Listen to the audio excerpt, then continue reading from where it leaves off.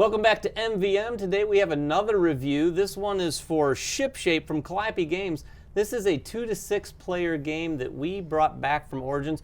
We brought a bunch of games back from Origins. This is another one of those games. This is a light, fun game, probably meant mostly to be filler. So for any of your pirate-themed game nights, this game is definitely something to hit the table. So yeah, it's from Calliope, and it's also from designer Rob Davio. And Yeah. if you've heard that name, it's because he has a ton of great games, including last year's Betrayal Legacy, which is one of actually my favorite game of the year. So it's exciting to see Calliope kind of branch out and do some different things, because they've typically had a lot of lighter family games, and this does fall in that category. However, I think this is going to have a larger appeal just because of the components themselves, because this is very unique. So the idea behind the game is that we're each ship captains, and we're trying to fill our cargo hold, which is represented by these cards, up with these cargo. And these cargo can be one of 4 different things on these tiles. You have gold, which is the whole economy of the game. You want to have the most gold at the end of the game to win. You're also going to have some contraband, which is both good and bad. We'll talk about that in a moment. You have cannons, because you're going to be firing those back and forth between the opponents. And then finally, you're going to try to get a full ship, meaning that you want to have each of these individual areas covered with the tiles. Something that you good. see. Something good, exactly.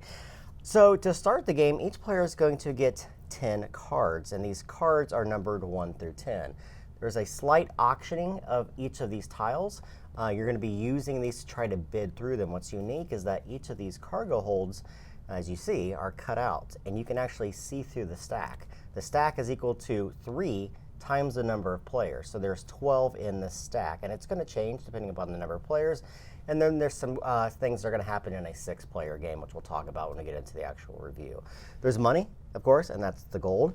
And then you're simply going to play. Each player is going to get one of these cargo holds. You're going to go through 3 voyages, which means you're going to play through 3 rounds of the game. These are randomly given out at the start of the game, and then you'll get different ones depending upon how well you're doing through the course of the game itself. Yeah, as you get these voyage cards, in the first voyage, you're going to see mostly just rats in different spots on your cargo. You're going to want to cover those up. Later, with Voyage 2 and Voyage 3, rounds 2 and 3, you're going to see different things. These things are going to be coming out at the beginning of each round, and whoever has the most money is going to get the highest numbered, valued cargo hold, and so on.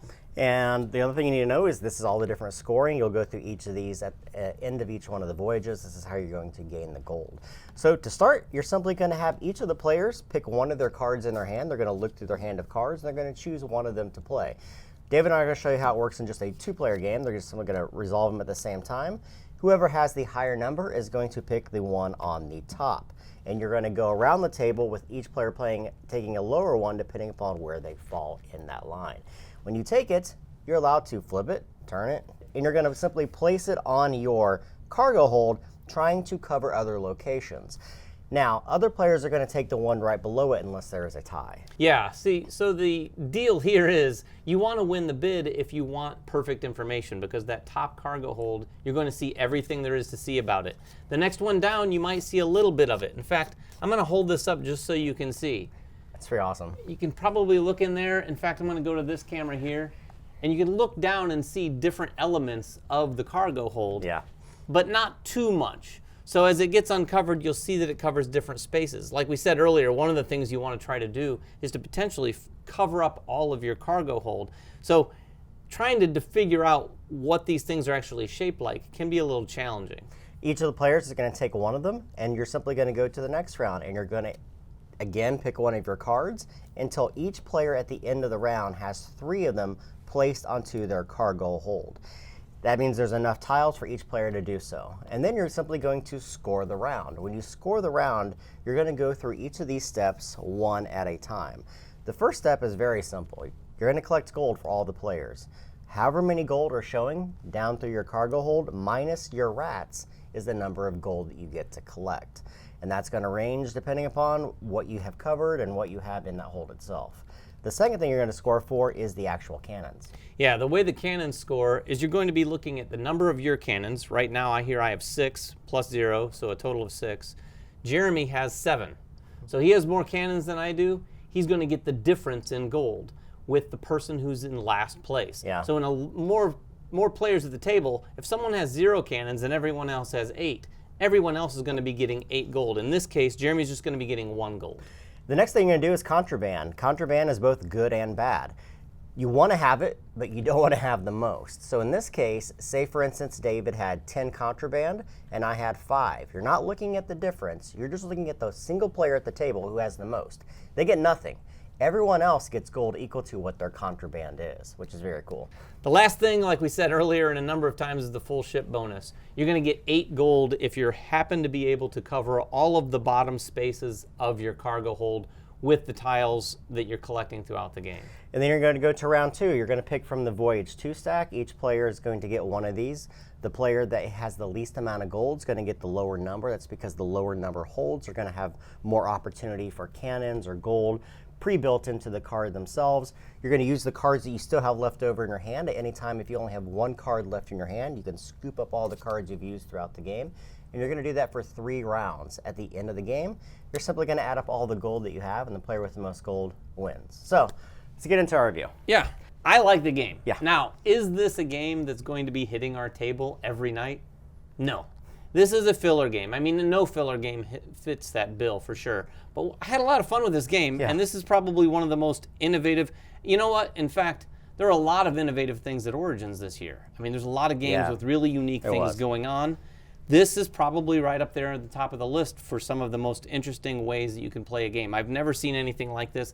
The whole idea that you're sort of looking down into your ship's cargo hold and seeing how things are stacked up feels really thematic and fun. One of the cool things, whether good or bad, I don't know if to put this so it's a positive or a negative, but I enjoy games that scale well. I feel like this game has both positives and negatives to that. Sure. Let's talk about those. The 2-player game recommends having a dummy player, which they're going to have a stack off to the side to kind of randomize all these different values, because when you have cannons and you have the contraband, you do need that 3rd and 4th, 5th player to be able to compare those two. In a 2-player game, it's just whoever has the most or less is going to pay for that. I like the fact that more players makes the game infinitely more interesting. But I also like that you can play it with 2 players, and that's important for a lot of people. Yeah, it's cool. In that 2-player scenario, a lot of people don't like a dummy player, but I will say we played once without a dummy player, and what I can say is that it would fix one thing, I think, and that's in a 2-player game, you're going to have probably a lot of ties when you resolve your cards. And when you have a tie, you simply resolve another card. And if that ties, then it's going to simply go to the number on your cargo hold. So with that 3rd dummy player, there's a little bit more of data that you can take into consideration when you're playing your cards, because when there's that 3rd player, you can have very different things going on. You could tie with that 3rd player. Right. You could actually play hoping that the other player is going to tie with that 3rd player potentially. Again, it is random, but I think it is a nice addition. I would definitely play that way. I love the fact that the tiles are, as you said, you can see down through them, which makes the game in a 3, 4, 5-player game very interesting, because everyone's kind of leaning over the table, looking down there and saying, okay, that's the 3rd tile. I need that. What do they still have left available? What have they used that round? How can I try to get to that particular tile? Because it may have a lot of cannons on it, may have a lot of gold on it. It may be the right formation to make their cargo hold full. So they're going to be looking at that every single round. However, the negative to that is there is some randomness in how the cards work. As David said, if 2 players tie, they're just pushed out of the round for the moment. So let me explain that a little bit clearer. Say David plays a 10 and I play a 1, but both of the players to my left and the right play 3s. Both of their cards are taken out for that round. David gets to go first, then the 1 gets to go next, and then these 2 have the opportunity to battle out for that 3rd and 4th spot. So again, there's some randomness in here that, whether good or bad, to me, I want more control over it. If I play that 3 card, I want to know exactly where I'm going to go. I want us to battle out before them. But also, I think as a party family game, it makes sense for this style of game. Yeah, I think the flip side of that is I think it's an absolute blast if I'm able to squeak my 1 in there and 2 guys, not that you'd have a good chance at guessing this, but if you're looking at the cards that have been played and you think, oh, these guys might be both playing middle of the road, maybe they're going to be playing the same card, I'm going to go low here, and sometimes squeaking out with a victory with a low card would be a lot of fun. And again, fun family type fare. One other thing I'll talk about with the player count, and this is kind of a negative, would be the 6 player. The game says it plays 2 to 6 players. With 6 players, and you can play it with 6 players, but you're effectively playing 2 3-player games. So you're going to be doing all of the drafting and using of the cards and building your cargo holds with 3 players, and doing it with another 3 players completely independent of one another with separate stacks, separate cargo holds, everything.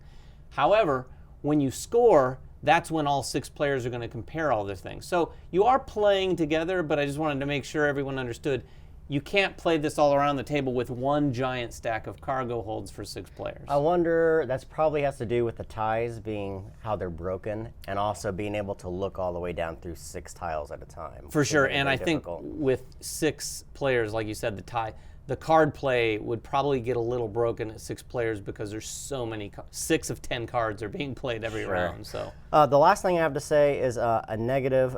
I love the components. Everything is spongy and huge. However, the printing on these, when you look at them closely, it looks very grainy. I'm not sure if it was just the process of trying to get these put onto these foam core. yeah, or this what is it is. foam core, and it's probably a slightly different process. But yeah, and I don't know if this is a final This is a production final version, copy. yeah. Yeah, it does look a little. It's not as crisp as I'd want it to be too. So that is ShipShape. It is from Calliope Games, 2 to 6 players. There's a lot to like here. Even though we said some negatives about the game, it's a great, fun, quick filler. It's got some innovative mechanisms in it that we haven't seen before. It's got a great pedigree of a designer on it. I'm happy to see Calliope getting some stretch with this, and of course Spy Master, which was huge at Origins as well. If you guys have any questions about the game, make them in the comments below. Subscribe to us, follow us on Twitter, like us on Facebook, and everything else that we do. And we will catch you guys next time. Bye-bye.